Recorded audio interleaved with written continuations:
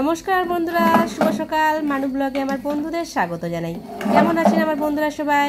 আশা করছি আমার বন্ধুরা সবাই ভীষণভাবে ভালো আছেন আর সুস্থ আছেন। তাই তো বন্ধুরা, আমরাও সবাই ভালো আছি।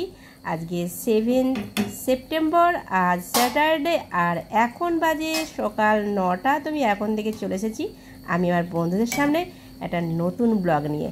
বন্ধুরা, আজকে গণেশ পুজো, গণেশ চতুর্থী, আর আমি কিন্তু গণেশ পুজোর জন্যেই কিন্তু খাবার বানাচ্ছি। দেখে বুঝতেই পারছেন যে আমি গণেশ পুজোরই খাবার বানাচ্ছি। হ্যাঁ, আমার বাড়িতে প্রতি বছর গণেশ পুজো হয়, আর তাই আমি গণেশ ঠাকুরের জন্যই আমি খাবার বানিয়েছি। সমস্ত পছন্দের খাবার বানাচ্ছি, গণেশ ঠাকুরের সমস্ত পছন্দের খাবার। ঠিক আছে বন্ধুরা, তো যাই হোক, আমি খাবারগুলো বানিয়ে নিই, তারপরে আপনাদের দেখাচ্ছি আমি কি কি বানালাম। ঠিক আছে, আর আপনারা কিন্তু আমার পাশে থাকুন, আমার সাথে থাকুন। আমার বাড়ির গণেশ পুজো কিন্তু আপনাদের দেখতেই হবে। ঠিক আছে, কেউ কোথাও যাবেন না কিন্তু বন্ধুরা।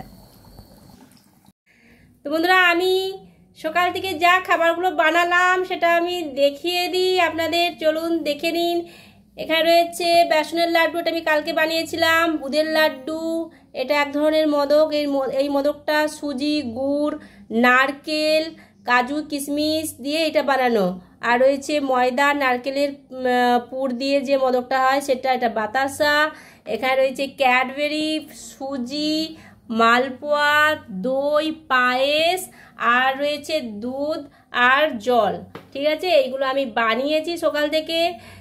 এখানে সব কিছু পুজোর সামগ্রী আমি এভাবে গুছিয়ে রেখে দিয়েছি। কচি অবশ্য গুছিয়ে রেখেছে, শুধু আমি আমার নাম বললে হবে না। আর এইখানটা এইভাবে সাজানো হয়েছে। ঠিক আছে, এখানে এই পুজোটা প্রত্যেক বছর হয়। এখানে এইভাবে সাজিয়েছে, পুরো ড্রাই ফুল দিয়ে এরকমভাবে সাজানো হয়েছে। ঠিক আছে বন্ধুরা, তো আর কিছু বলবো না, আমি পুজোটা শুরু করি। ঠিক আছে, আর কচিকে আমি দেখিয়ে দিই। কচি যে এরকম একটা লাল পাড় সাদা শাড়ি পরেছে, কেমন লাগছে দেখতে আপনারা বলবেন অবশ্যই। ঠিক আছে, আর আমার মা এসেছে, মা যে এইভাবে যে এগুলো জোগাড় করছে। আর আমি কি পরেছি সেটাও আমি দেখিয়ে দিচ্ছি। আর আমি একটা লাল পাড় সাদা শাড়ি পরে নিয়েছি। ঠিক আছে, যাই বন্ধুরা, আমি পুজো শুরু করি কেমন। আর আপনারা পাশে বসুন, আমার বাড়ির পুজো দেখুন। ঠিক আছে, ও মালা এখনো বাঁধা হয়নি। গঙ্গা জল গড়াচ্ছেন ঠাকুর মশাই।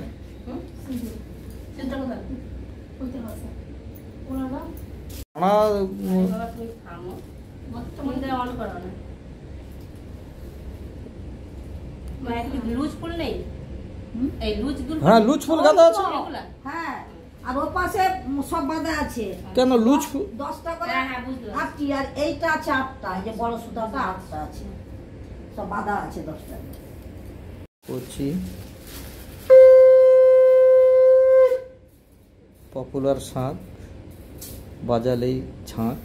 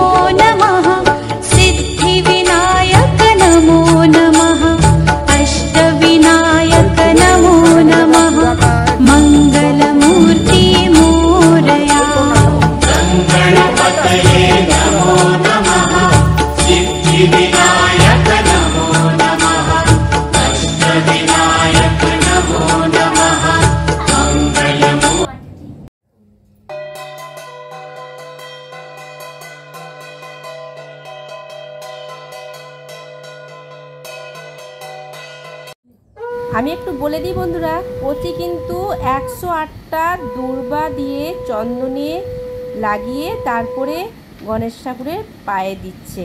ঠিক আছে, 108টা, আর গণেশ মন্ত্র জপ করতে করতে দিচ্ছে। सब देवों में आप हो, गणपति बड़े विशेष। सब देवों में आप हो, गणपति बड़े विशेष। प्रथम तभी तो पूजते, सब देवों में आप हो, गणपति बड़े विशेष। सब देवों में आप हो, गणपति बड़े विशेष। प्रथम तभी तो पूजते। গুড ইভিনিং আর বন্ধুরা, আমি পুজো টুজো করে সংসারের কাজ আর শেষ হচ্ছে না, এত কাজ। তারপরে প্রসাদ বিতরণ করলাম সবাইকে, বুঝেছেন, এই হচ্ছে ব্যাপার। তো যাই হোক, কালকে আমাদের একটা নেমন্তন্ন আছে, হ্যাঁ, সেই জন্য গিফটও কিনে নিয়ে আসা হয়েছে, কিন্তু আপনাদেরকে তো আমি দেখাইনি। এখন দেখিয়ে দিই, নাহলে কালকে আর দেখাতে পারবো না। কারণটা কি? কারণ প্যাকিং করব, সেই জন্য। আর প্যাকিং তো খুলে আমি দেখাতে পারবো না, প্যাকিং করার আগে আমি আপনাদেরকে আবার দেখিয়ে দিচ্ছি। ঠিক আছে, কালকে আমাদের আছে অন্নপ্রাশন বাড়ি। এমনিতে খুব একটা আমাদের নেমন্তন্ন পড়ে না, আমাদেরকে খুব একটা কেউ ডাকে না। ঠিক আছে, তো যদি কচি হাসছে, পড়েছে যখন, তাই যেতে তো হবেই, তাই না? তো যাই হোক, দুটো বাচ্চার একসাথে অন্নপ্রাশন রয়েছে, আপনারাও আমার সাথে কালকে যাচ্ছেন কিন্তু। তো যাই হোক, দেখিয়ে দিই। এটা একটা মেয়ের কি বলে, একটা মেয়ে একটা ছেলে, দুজনে, মানে ভাই বোন দুজনের অন্নপ্রাশন আছে একই দিনে। ঠিক আছে, জামাটা বাচ্চা মেয়েটার জামা, আর এটা ছেলেটার। আমি জামা নিয়েছি, ভালো হয়েছে। এই হচ্ছে ব্যাপার। ভীষণ ক্লান্ত লাগছে, ভীষণ মাথা তো যন্ত্রণা হচ্ছে। রান্নাঘরের অবস্থা দেখলে না, মানে কি বলবো, মাথা ঘুরছে। রান্নাঘর গেলেই যেন মাথা ঘুরছে। প্রসাদ বিতরণ করার পর এত বাসন, সকাল থেকে যা যা বাসন বেরিয়েছে, এত, বুঝেছেন। এখন আমি রান্নাঘরে যাবো, মনে হচ্ছে সারা রাত ধরে শুধু রান্নাঘরেই পরিষ্কার চলবে আমার। তো যাই হোক বন্ধুরা, আর বাড়ির গণেশ পুজো আপনাদের কেমন লাগলো আমাকে কিন্তু বলবেন। ঠিক আছে, আপনারা ভালো থাকবেন, সুস্থ থাকবেন, সবসময় হাসি খুশি থাকবেন, আনন্দে থাকবেন। ঠিক আছে, তো আজকের মতো টাটা বন্ধুরা, টাটা।